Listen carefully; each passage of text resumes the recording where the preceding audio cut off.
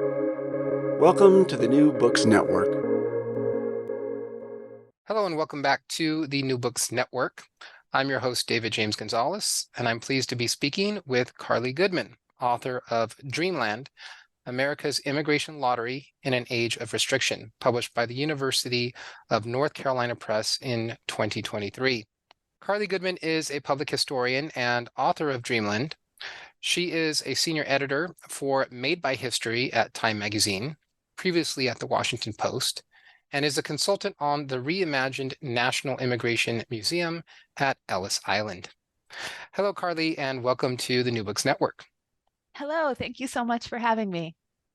Well, it's a pleasure to have you on and to get to discuss your wonderful book. So to begin, I'm hoping you can just tell us a little bit about your background. Sure. Well, I live in Philadelphia, as everybody who lives in Philadelphia will be quick to tell you. And I got my PhD at Temple University here in the city. Before going to graduate school, I was working in a human rights organization and hearing the stories of asylum seekers coming through New York and seeking out legal assistance, among other things that I was working on at that organization. But their stories really spoke to me and made me really curious about the history of asylum, immigration, our refugee policy. And so when I was applying to graduate school, I really thought that that's what I would be writing about: humanitarian protection, asylum, refugees, the Refugee Act of 1980. I loved Carl Von Tempo's book about the sort of the Cold War history of the topic. And I was, pretty I think starry-eyed and eager to go to graduate school and spend some time learning and studying after a period of years working in the so-called real world.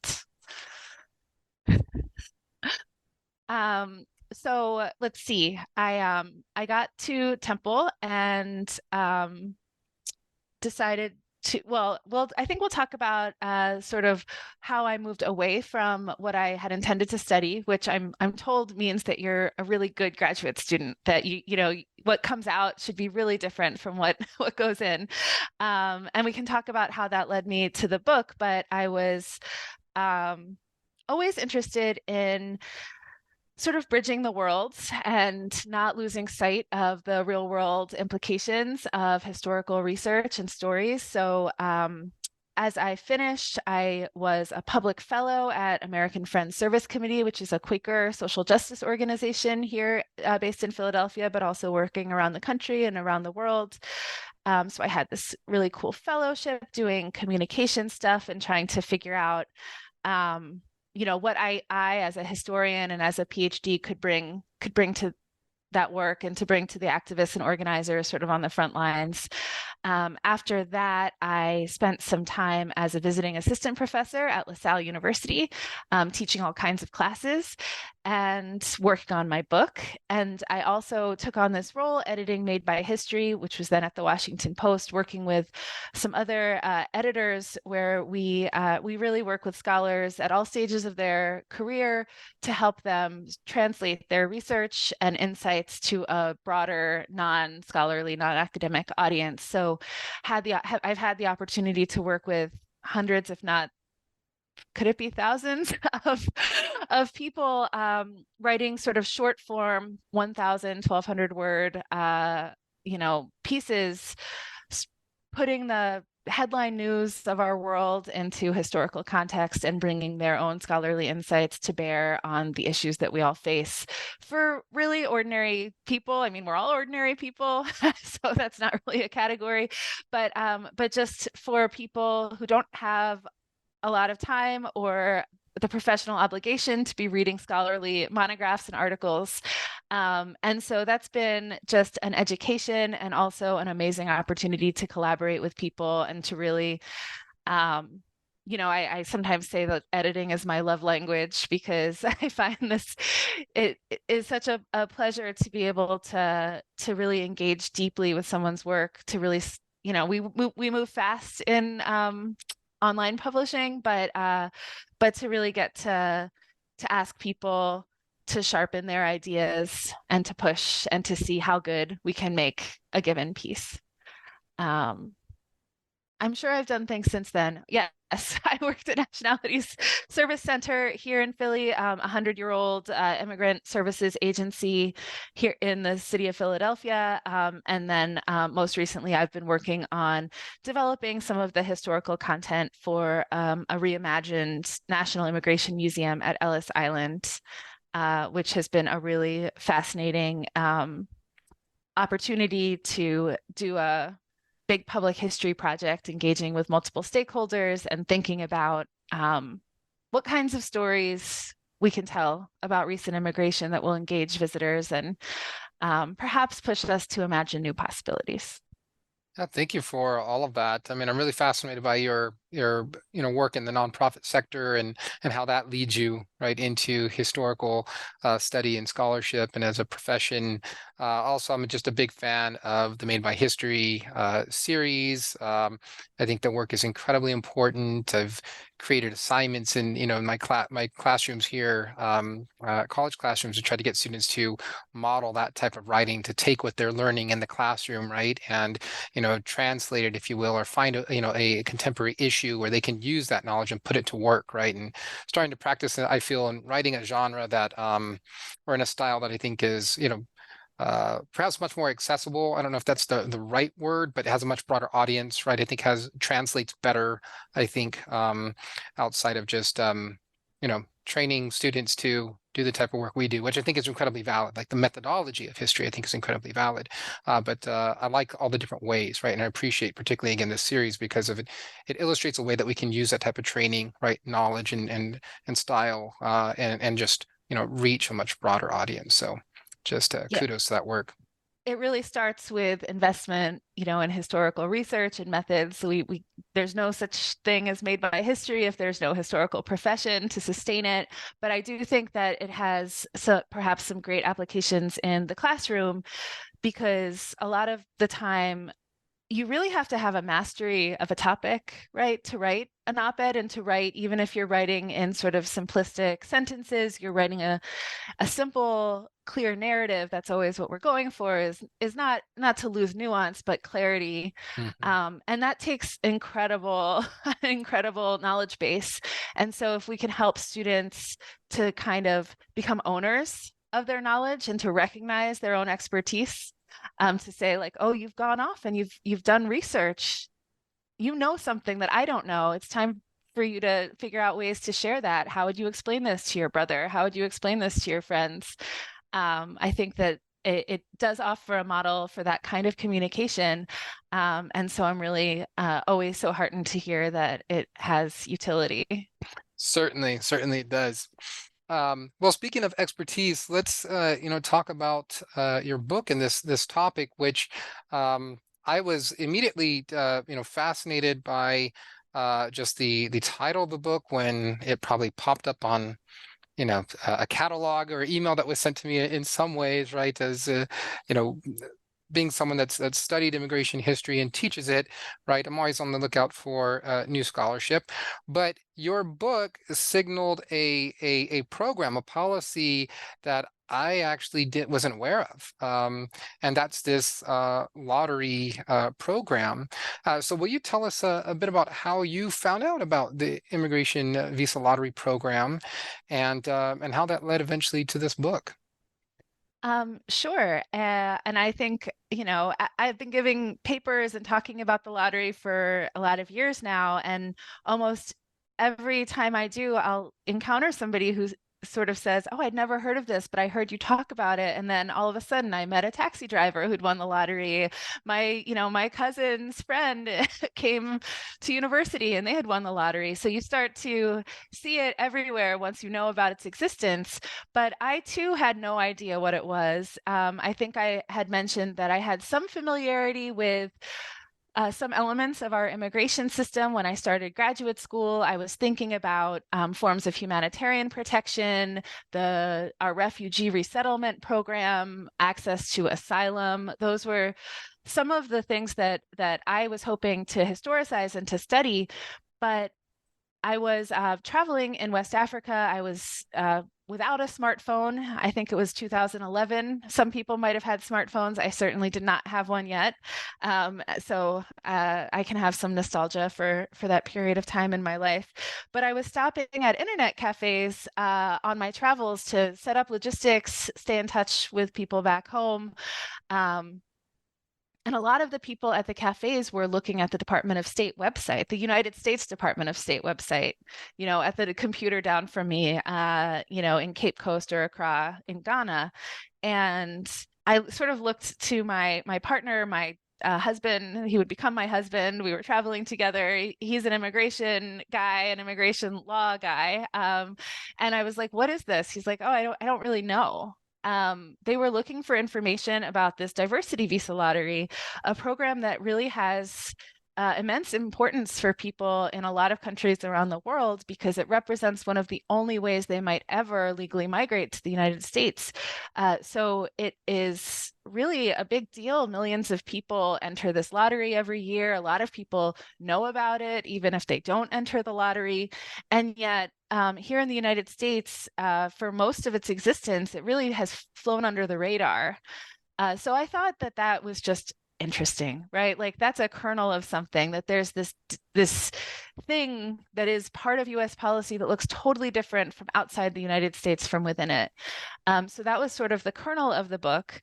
But I actually think it's like indicative of something broader, which is that there's a lot about our immigration system that is not part of the public debate or conversation. The sort of ordinary functioning of the immigration system and the legal admission system is not something that makes headline news, right? Because it's just daily life. It's people coming in, reuniting with their family members, their employers sponsoring them for a permanent visa, consular processing. There's all this sort of stuff humming along in the background. And we can talk about whether the system, has flaws and whether it operates smoothly or not for the people in the system. I think I'm tipping my hand. I'm tipping my hand that I think that there are a lot of issues that are worthy of our attention, but there's very little like broad understanding of how the system is supposed to work and works, right? And so there's a lot of focus instead on the parts of the system that are sort of visibly breaking down or that are causing, immense and visible and sometimes invisible harm. But that this whole legal admission system really gets very little attention. And it's like 1 million green cards a year. So I think it's like 500,000 people coming in with a green card and 500,000 people within the United States getting a green card. That's just like a lot of immigration policy that we don't really hear too much about. And about 50,000 of them are coming in with a diversity visa. Yeah, no, that is, in of itself, I think fascinating. And something that really caught my attention as I started reading the book, that there's this aspect of this, there's this policy that kind of really goes against the grain of so much of what gets covered in the news. And I'll frankly say, even what gets covered in academic scholarship, most of the scholarship really focuses on, the development of certain big policies, right? And then, the experiences of migrants, right, that are traversing, some really complex network and web, depending upon the region that you're coming from, and how policy is literally trying to limit flows from certain parts of the country and attract different types of immigrants. And so yes, certainly this aspect, which is a small part, but really I think fits into this a larger narrative of what many people uncritically believe about, right, U.S. immigration, right, that the United States is this welcoming nation, right, for migrants from throughout the world, in a land of opportunity. Hence your title, right? Your title is Dreamland. Or will you break down that title a little bit for us? Why you chose that to kind of introduce readers to this history that you described? Yeah, and I'll just say on the last point too. I think the scholarship's focus on restriction is, essential, right? It's a very restrictionist system, and those restrictions are sometimes hidden from our narratives, right? The nation of immigrants or what have you. And so recognizing, right, 1965 is a liberalizing law, but it's also a restrictive law. That making that visible is really, really important. And also that who the country admits is a signal and a representation of what it values, right? And so thinking about the importance of family unification in the law, why is that the basis of so much of the immigration system? Thinking about the connection between immigration and economic, and economics, labor, things like that. That's really essential. We mentioned humanitarian protections, but then of course the creation of an immigrant category just to enhance U.S. diversity is also a very important signal that the United States is making there in 1990 about what it values and how it envisions itself. For the title, I really took it from a lot of the commentary that I was hearing from people in West African countries. So I went to Ghana and to Cameroon and conducted research. I interviewed people. I talked to people at internet cafes and photography studios and travel agencies about the meaning of the green card lottery and how they imagined the United States and what it would mean to migrate to the United States. And people sort of said it, it's a land of dreams. It's a dreamland. It's a land of milk and honey. It's God's own country. And so what I try to do in the book is understand how that representation moves and what it means to people, where people are starting to imagine that access to a good life requires emigration, requires leaving home and seeking greener pastures elsewhere. And so at times I was thinking about people's expectations and whether and how they would overlap and match up with the reality of what the United States really asks of people, of all of us, of immigrants specifically, and the sort of distance between how it's imagined and how it's experienced, which I think that's not just a gap for aspiring immigrants, but for all of us and for the way that the nation portrays itself more broadly. Yeah, definitely. That makes me think of, particularly as we're talking about some of the nations and the people who have benefited the most from this policy, those being immigrants from African nations. But that's not how the policy, as much as it was meant to be a diversity lottery, right? And a green card lottery, which itself is literally like a lottery. Maybe we can talk about that for a little bit. Just how does winning a green card, right? Literally like winning a lottery, right? Allow you to just jump ahead. Maybe this is the wrong thing, but kind of like skip this line that people imagine, right? That is involved, right? We hear these things like there's a line, there's a right way to do things.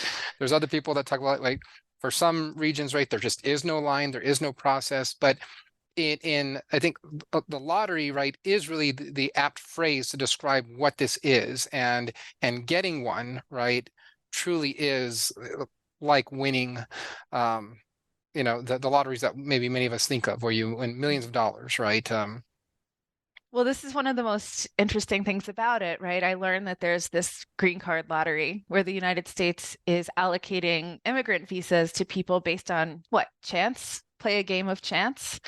Uproot your life? And I think that format has made it very popular globally. The United States has not set, there are certain criteria that an applicant has to meet. You have to have a high school diploma or its equivalent, or perhaps a number of years of work experience in a trained work field as set out by the United States. So it's restrictive in a sense, but it's also fairly open compared to a lot of the other visa categories that we have. I think people are perhaps not terribly aware of how the immigration system and the legal admission system works more broadly. So maybe we can sort of start there and say how the system is sort of supposed to work. terrible habit of historians. We're always like, let me just tell you about the recent past. Wait, we have to go back. So I think I'll start with the 1920s. Why not? Why wouldn't we just go back exactly 100 years to 1924, which is a really important date in immigration history. It's the year that the U.S. Congress creates the National Origins Quota System for immigration. So a previous period of fairly open immigration, specifically from Europe, comes to a close in 1924. So Congress numerically limits the number of immigrants who are going to be admitted quite drastically, from very high numbers at the beginning of the 20th century to about 150,000 a year through the middle part of the century, the 1920s to the 1960s. But it's not just numerical limits, right? It's not just the quantity of people coming that Congress seeks to change. They also want to change who is allowed to come. So and there's different rules for different regions of the world. There's almost total Asian exclusion is part of this law. And that is the sort of the culmination of an incremental process that had been happening over the previous 40 years to completely exclude Asian immigrants on the basis of race. Now, when it comes to Europe, they decide to rank the ethnicities of Europeans in order to prioritize the entry of Northern and Western Europeans, who these eugenicists who are making the law really deem to be racially desirable people who conform with their idea of what the racial stock of the country should look like. They also seek to highly restrict the entry of Eastern Europeans, Jews, and Italians, because those are ethnicities of people who are deemed undesirable, racially undesirable, eugenically undesirable.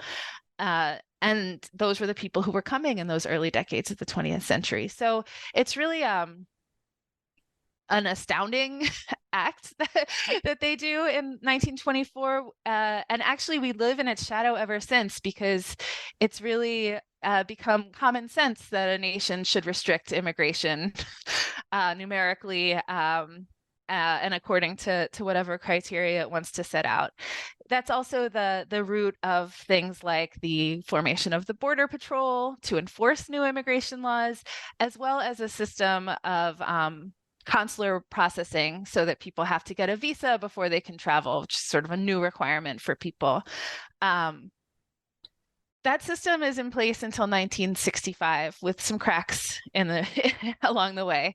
And in 1965, it's like no longer really considered politically viable to have such a racist, eugenics-based system for doing immigration. The United States is in the midst of a civil rights revolution in which that form of discrimination is becoming increasingly not tolerated within formal institutions and policies. It's also an era where the United States is seeking to win hearts and minds in a decolonizing world and to beat the Soviet Union in a, sometimes it's a Cold War, sometimes it's hot wars, sometimes it's an ideological war with the Soviet Union between the United States and the USSR, to sort of say that the US is offering the better way of life. And so the endurance of these restrictions has become a global embarrassment by 1965. And Congress acts once again to create a new system. That system is still sort of the basis of what we have today. And it, instead of sort of ranking all of the countries and the regions of the world in terms of how desirable they are, it sets much higher numerical caps and also prioritizes family unification, workers, and a little bit of humanitarian need in terms of who is going to be admitted, treating all countries of the world equally. So if you want to become an immigrant to the United States after 1965, you really need, for the most part, a US citizen to sponsor you. So whether that's your immediate family member, your wife, your child, your parent, or a sort of a different family relationship, like a sibling, you need somebody in the United States to say, it's in my interest to bring this person over. So there's no general line. You don't just get your ticket and take the boat to Ellis Island. It's a process by which you need to receive an immigrant visa. And to do that, you need to show one of these family relationships, or as I'm sort of alluding to, there are some other pathways related to work and employment, but they're much, much smaller compared to the family unification system. Very good. And thanks for sharing that and providing that background for us, which is essential to understanding how this lottery program comes about. So will you talk about that? It comes about in the mid 1990s, right? There's discussions, that start looming about the existing system. By the way, the system that you just described is still the existing system, this preference for family unification with, again, some provisions for,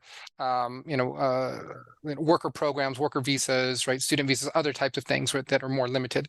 So that's still the program and policies, but there's discussions, right, in the early 90s that there's a problem, with this, and hence there's a need for a lottery program to diversify. What did they mean by diversify, and who were they aiming to attract in the early to mid 1990s as this is developing?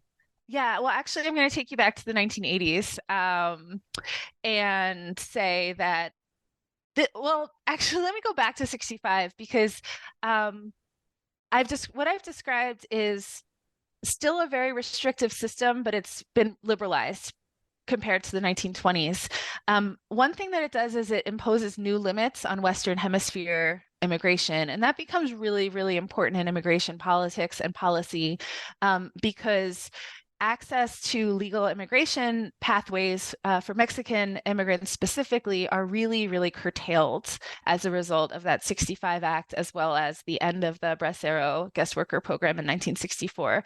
And so when there's a mismatch between demand for visas and supply of visas, the result is unauthorized immigration, particularly in a context where labor patterns and whole industries are built up around dependent upon the flow of immigrant workers from certain places. So by the time you get to the 1980s, immigration has really changed substantially since 1965.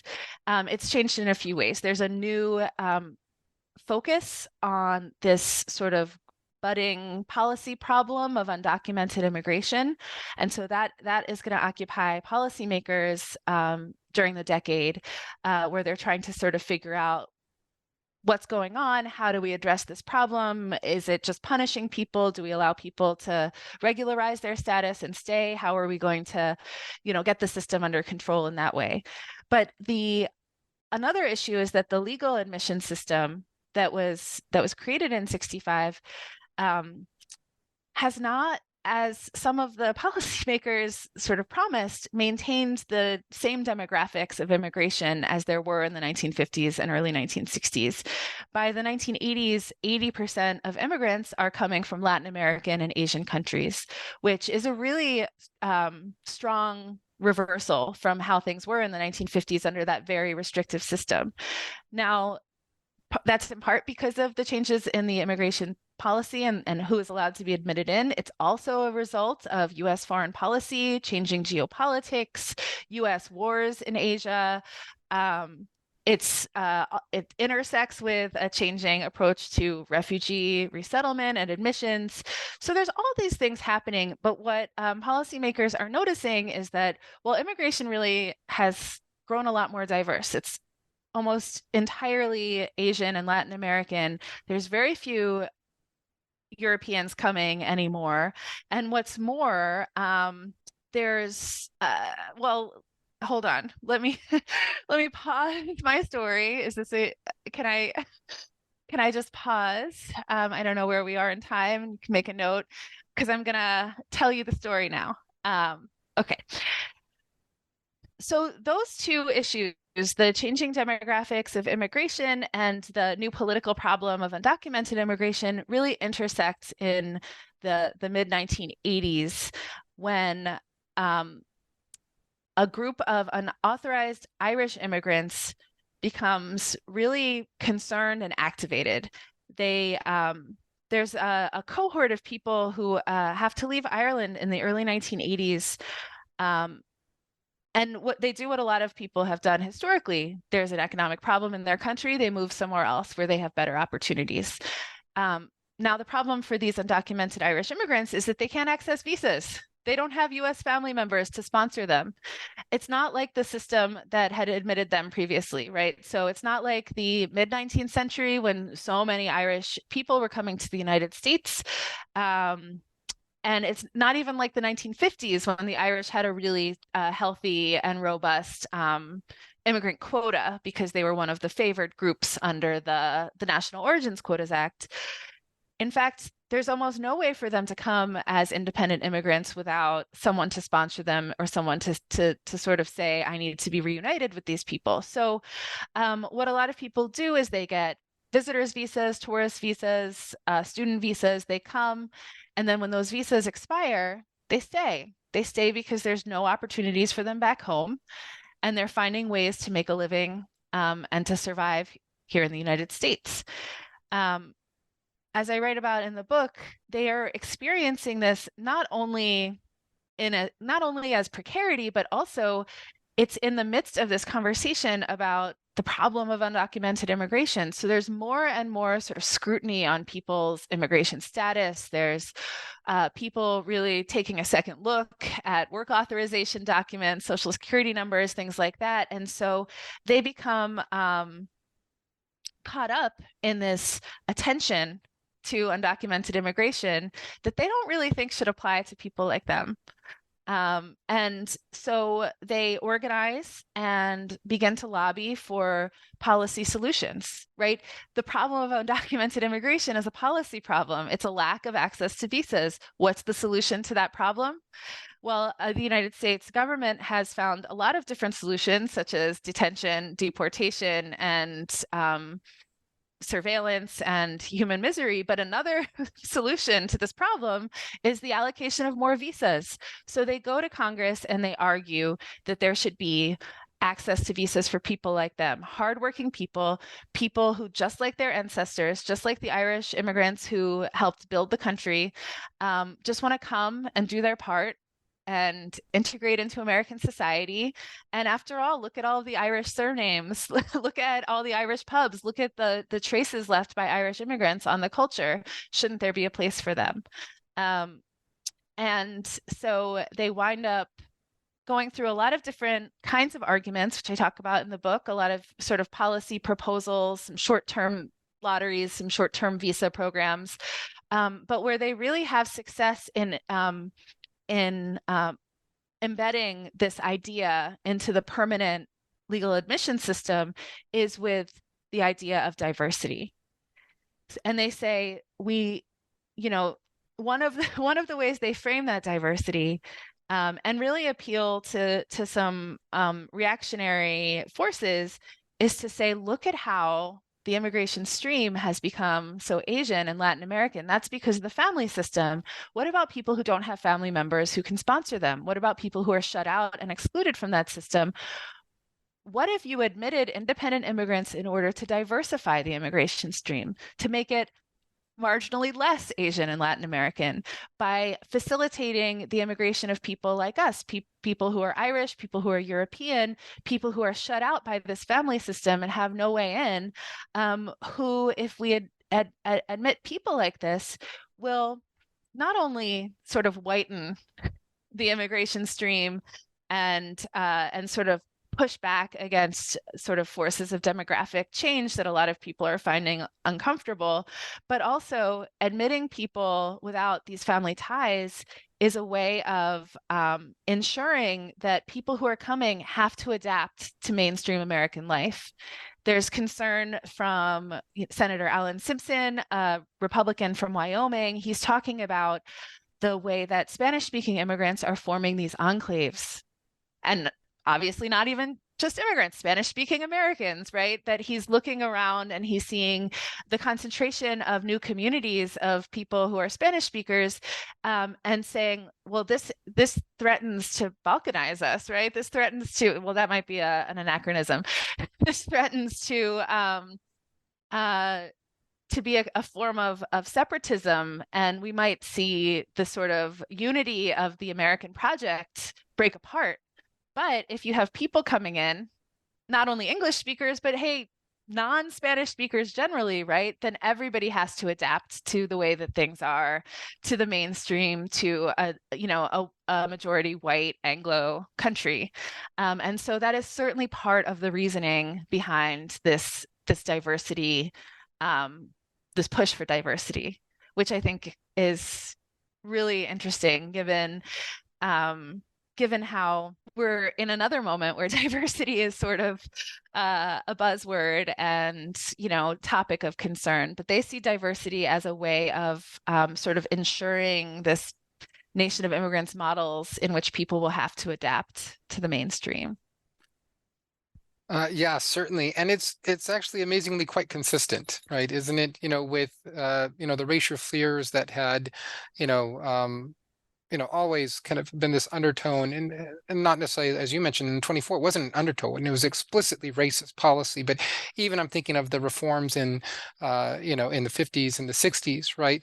There's still, right, this kind of like navel gazing, that's going on in the development of these policies of how to kind of turn back the clock, if you will, and that whole family reunification program, as I've read and studied, right, again, the focus was not to create this opportunity for massive migration from Latin America and Asia, but actually to refacilitate, right, and re-spark, right, immigration from Northwestern Europe again, or broadly Europe, right, at that time. So one thing that I was just fascinated with in reading that and hearing you explain it again is just how consistent, it is with U.S. immigration policy, particularly throughout the 20th century, and the kind of concern over demographic change, and now what may be referred to as, the browning of America, if you will, or again, that too much diversity could be a problem, but yet here diversity is being used as, another, phrase or euphemism to kind of make a return, right, to kind of the good old times, or again, that very Ellis Island-like paradigm of immigrants coming here and, there's type of their own bootstrap type of efforts, right, succeeding and achieving, in America, and thereby contributing, but not, right, changing it too much, right? Because the fact that we have Irish pubs everywhere and you celebrate St. Patrick's Day apparently was no signal that immigrants had made any changes, right? I'm of course being facetious here, that somehow, taco stands and salsa, trumping ketchup as America's favorite condiment in the 90s and early 2000s was seen as a problem, right? Well, even when it's seen as a celebration, it doesn't go along with policies of actual inclusion and equality, right? That it's like maybe immigrants can work and contribute, boost the economy, but can they really belong? That's like always this question in immigration history, which is an open question, I think. Certainly. So with the other fascinating thing, so there's your book's separated into multiple parts, and like the first part really focuses on the development of this program. And as you mentioned, there were various other kind of very smaller type of proposals that are, targeting these, undocumented Irish immigrants, right, that are legalizing their status, and it eventually develops into the lottery program that is attached to the Immigration Naturalization Act, right, as so much of all these policies that we are talking about are referred to, right? It's not like they're these separate pieces, but all kind of like one big corpus, right, of immigration law, right, that is continuously kind of evolving and changing. But I wonder if we can talk a bit about, so we understand the goals of the program. There were the bulk of the book really focuses on these kind of unexpected outcomes, right? And while it's meant to open the doors, right, for undocumented Irish and maybe some other forms of European migrants, an unintended outcome like the family reunification program is it opens the door for people from other parts of the world that have been locked out and intentionally blocked, from the U.S. immigration system.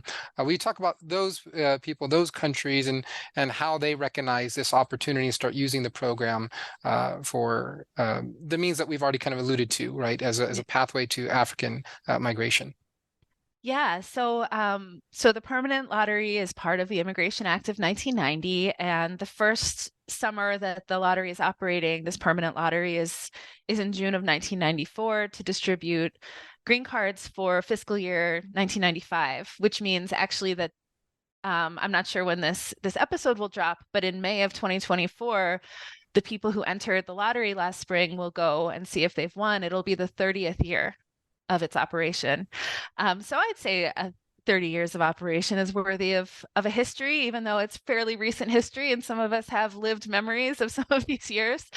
The way that it's such an interesting thing in immigration policy history, because you can frame things in race neutral and colorblind ways that won't have race neutral or colorblind outcomes. That's like one of a key lesson from 1965, and it's true in 1990 as well. So what they do is they look at the family system and they say, well, 80% of people are coming through the family system, or they look at the concentration of Asian and Latin American people coming through the family system, and they try to do an inverse. So they divide the world up into these regions. They say Europe and Africa are really left out of this system. Europe, because of the lack of recent family, like there's new restrictions since 65 on some of these Europeans, and then Africa because it's always been excluded. So they try to minimize access for the diversity visas to Asia and Latin America, because they figure those regions are already sending a lot of immigrants through these other pathways. Let's maximize visas and optimize visas for Europeans and Africans within this diversity visa scheme. Then within regions, there's low admission and high admission countries. But other than that, it's really run as an open global lottery. If your country has sent less than like 50,000 immigrants over the course of the previous 5 years, you're eligible. So there's a number of there's about 10 or maybe 12 countries that send more immigrants than that aren't eligible to participate in the lottery at all. But otherwise, these countries are considered rather underrepresented in the immigration stream. And so it operates as a lottery. At first, you mail in your entry into a PO box. I talk about post offices all the time in this book. And then later it moves online. So since 2003, it's been an online entry system. So you just sort of register your interest in applying. It's free. You send a picture. There's biometric stuff now. There's all kinds of like security stuff, but really it's supposed to be this open-ish lottery. And then if your application is selected, you have the opportunity to then apply for an immigrant visa the way that, say, a spouse or a sibling of a US citizen is as well. So you go through consular processing, vetting, security, and then you receive a diversity visa and you can come to the United States with work authorization, get your green card, path to citizenship, the American dream, right? That's it in a nutshell. What my book discusses, what I think a lot of people have found so fascinating about this program, is that it's not a lot of visas. It's not a huge number of people. It's about 50,000 a year. But it has actually wound up disproportionately serving African immigrants, because African immigrants are shut out out of a lot of the other categories. There's high visa denial rates for historical and racist reasons. There's a lot of restrictions on the movement of African immigrants historically and in the present. And so this is a program where people can register their interest in emigrating to the United States, and then if they're selected, actually receive a visa and come. And so as a result, every African country has sent somebody through the diversity visa lottery program. And so that there's these new communities, new streams of immigration, new opportunities for people as a result of this program. Africa has really disproportionately used the diversity visa lottery, although because of the system's focus on family unity, right? Once somebody has come, they can then petition for some of their family members to come. So as a result of the lottery, you see increased usage of these other visa categories, which is an interesting effect as well. But also the migratory routes and networks create opportunities for high-skilled workers and engineers and all kinds of other people to sort of access American migration opportunities than existed before. So that's the big twist. It's not a spoiler to say that that's a big topic of the book. Yeah, and there's some fascinating, I think that you provide a lot of analysis in regards to why this is, and quite a bit of this. You talked about the kind of the part that there really is few other, little to no other pathways, right, for immigrants coming from African nations. But there's also your book describes the type of U.S. intervention that is going on, the structural adjustment policies that are essentially working in tandem, if you will, right, with this lottery program to like many other people in places throughout the world, viewing immigration, right, as pretty much their hope, right, their only hope. This is the life chance that I need to take, and can you talk about maybe a little bit of, you don't have to go into depth on those policies, but the effect that those policies have, and essentially how that kind of then leads, because I'm still just fascinated by the fact that particularly in African nations, Ghana, Cameroon, Nigeria, Ethiopia, a couple others, right, where they seem to be the big winners, right, if you will. And so there's something happening there, right, within those nations, right, as the policy develops and they're responding to, again, more these global geopolitics and economic shifts, right, to kind of creates I think an expectation or a hope that this is a real chance, right? As much as it's a lottery, they're able to see like, okay, many other people have benefited from this. And so it's something that annually they're looking forward to and planning for and using, right, as an opportunity. Yeah. Well, immigration doesn't happen in a vacuum. So even when you focus on the US policies, you have to sort of take a step back and understand the broader context of the kind of global movements that we're seeing in the last 4 decades, right? That I thought it was really important to sort of try to situate the lottery in that context, because I feel like sometimes in like the way that immigration is discussed in the United States, it's like an inevitability that of course everybody wants to come here.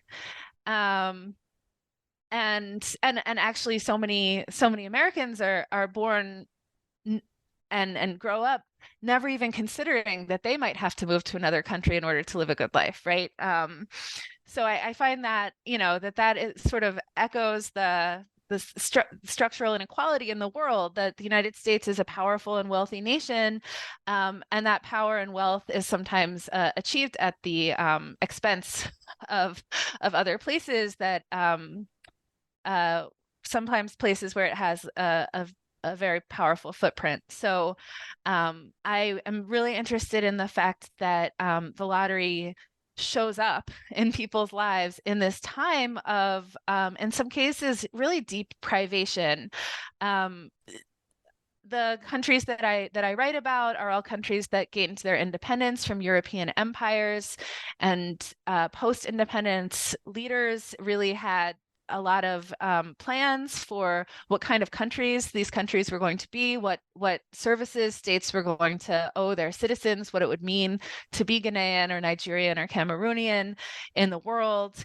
And by the 70s and 80s, you start to see real economic and social problems and forms of intervention, financial intervention, economic intervention, the use of loans to push these countries to restructure their whole economies in order to be more attractive, to attract capital, particularly Western capital. And so there's something called structural adjustment, which happens in a lot of these different countries in a lot of different particular contexts, which I try to be attentive to in the book, but also they wind up creating privation for people. So you see a shrinking access to formal employment, you see the shrinking of civil service, the privatization of parastatal corporations, big employers of people being sort of privatized, and a lot of people looking into the informal sector in order to just survive. So flurries of entrepreneurial activity, the turning to provisioning of services, things that are not so alien to the United States in the same period, but it's happening on a rather dramatic scale, particularly in African cities. And the lottery shows up right at this time, and it does sort of two things. It creates a kind of new product for people to try to sell. So I write about what they're called visa entrepreneurs, people who are sort of peddling visa services. Hey, I can help you. I can take your photo. I can help you fill out the form. I can help ensure that this gets mailed to the right place in the United States. I understand US bureaucracy. Let me help you do that for a fee. Come use my internet connection at my internet cafe. That will also cost you a fee. And so this sort of free program becomes something that people are paying in order to enter, to better their chances, because the stakes are pretty high. But the lottery also comes in and says, take your chances, go somewhere else where you can finish school, where you can use the skills that you learned at university, and propel yourself into a higher success. Go and make use of your talents in a place where you'll be paid properly for them, and then you can send your savings home to your family as remittances. You can pay the school fees that are being imposed. You can help your family pay for health care that is also now costing something at point of service, right? And so the lottery seems to answer some of these problems. Yeah, that makes me think of particularly as I'm thinking of us wrapping up our conversation of how this returning kind of to this restrictionist era that we're within, right? And we're still in. So finally, I'm reminding myself of this, right? Because I'm reading, yes, a recent history book, but a history that we've lived and are living, right? Because it's a policy that it still exists, surprisingly, which again, me knowing really nothing about the policy, I was kind of like, really on the edge of my seat reading throughout it, so waiting for it to end, waiting for you to tell me like when this thing got terminated, because I just couldn't believe that it somehow would have survived, right, all of these years, and particularly since the mid 1990s is the last, I think, significant piece of bigger immigration reform policy. The 1996 Illegal Immigration Reform and Immigrant Responsibility Act, which is what I'm thinking of, right? That comes 10 years after the Immigration Reform and Control and Restrict. I'm getting the acronym wrong. IRCA. IRCA. Right. So. Yeah. Immigration Reform and Control Act. There we go. Now I got it right. Right. So those are the last two big pieces, right? Essentially 86 and then 96 of reform. And since then, there really has been very little. There hasn't been any of these big grand bargains anymore. We hear all the talk of comprehensive immigration reform. It's always shot down. Another attempt recently, just died essentially, with the House refusing to move forward, on the Senate bill that would have addressed, contemporary issues in regards to essentially reimagining or readdressing our refugee policy, asylum policy, things of that stuff, dealing with backlogs at the border. So that's just the most recent iteration, right? Within the last, I think, at least 10 years, there's been at least 3 bigger attempts at comprehensive immigration reform by each administration that have died, right? And so we're in this age of restriction, and it makes it's like this Cinderella story of this, if you will, again, forgive me for the analogy, of this little immigration bill that could, and policy that could and has and is still there. And although people have tried to kill it in recent years, it's still there. So how has this happened? Yeah, so I think there's like 3 questions embedded in your question at least. So one thread is about just congressional inaction. This is part of the INA. It's embedded in our immigration statutes. It operates. And with the exception of the COVID pandemic, when consular processing really ground to a halt, it really has continued to operate every year, sort of regardless of what else is going on, which I actually think is really interesting, like the way that bureaucracies sort of sometimes function. There's a second thing that you're saying here, which is like kind of about how immigration policy changes in a context of congressional inaction, because you're right that we haven't seen major bills. We've seen comprehensive immigration reform shot down many times. We've seen the DREAM Act brought up again and again, never passed. But we have also seen in this period the reorganization of the whole immigration bureaucracy, the creation of a whole new department, the Department of Homeland Security, ICE, CBP, USCIS. And then I think, especially in the Trump era, we've seen how much the executive branch can do to shape and change immigration, even in a context of congressional inaction, where the status quo continues. So I think that's probably an unfortunate set of lessons for the next 4 years, whatever they may bring, but that there really are ways that even in the absence of congressional action, that the operation of the immigration system can be highly disrupted. So a really interesting lesson for us and something for us to consider going forward. And then I'm sort of interested in like and I talk about in the book as well, like the ways that people have tried to kill the lottery, like the terms with which they've tried to kill it, I think are as interesting as the idea that the United States would announce that it values diversity by holding a diversity visa lottery. So there's concerns that the visas would be better off used to address some of the backlogs in the immigration system, that this is a sort of silly use of visas when there are people who are waiting and in need. So that's one of the big and perhaps most valid criticisms that I've heard, that this is a limited resource, limited purposefully, but in an age of limited resources, shouldn't it go to the people who are most in need? And actually, what's so powerful about the 1990 Act is that it was this rare moment where there was not this kind of zero-sum arguing over a finite number of visas. In fact, they add visas to create the lottery. There's concerns about national security at times, that immigrants are coming in. Why would we randomly select people to come in? Isn't that, exposing us to terroristic violence? But those are pretty unfounded as well, given the vetting that people have to undergo. During the 2013 debate, there's a lot of talk about taking them away from diversity to give them to STEM.